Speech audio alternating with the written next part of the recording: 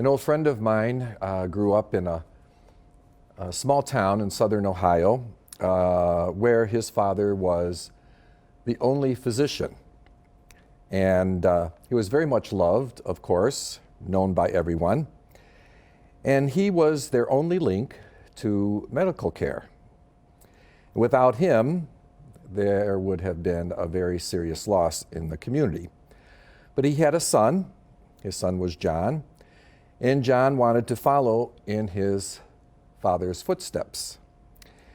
He went away to college after high school, and he did well taking pre-med courses, but he found it difficult later then to be admitted into medical school.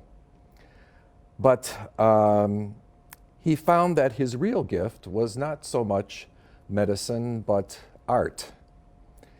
And he became involved in painting watercolors, and quite by accident, he got involved in art therapy with patients in a local hospital that greatly appreciated his help and his help in healing. And he saw that when people learn to create, they learn to forget their pain, for a little while anyway. So creating watercolors, learning to paint the sea, mountains, blue skies, forests, it was a real help to people who were suffering. It was a service, and he discovered a way that he could help in the transfiguration of pain and suffering into hope and peace.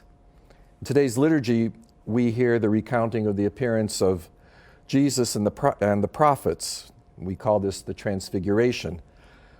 And Jesus took Peter, James, and John up a high mountain, and he was transfigured. He was changed right before them. We hear in the gospel that his face shone like the sun and his clothes became as white as light. And when Peter saw what had happened to Jesus, he let it be known that he didn't want to leave. He wanted to stay there.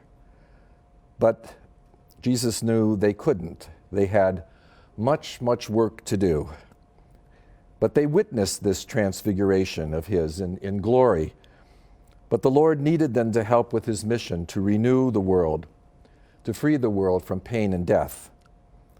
And so together, these disciples, they would take their lives, and those lives would be transfigured. They would become bigger than themselves in reaching out to embrace the needs of others.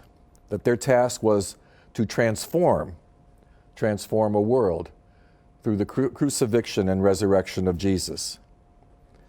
And like John in the story that I told, I think each of us has been given certain gifts which we have been invited to share with others on our journey of faith. And our gifts, whatever they may be, can be used to transform our little corner of the world.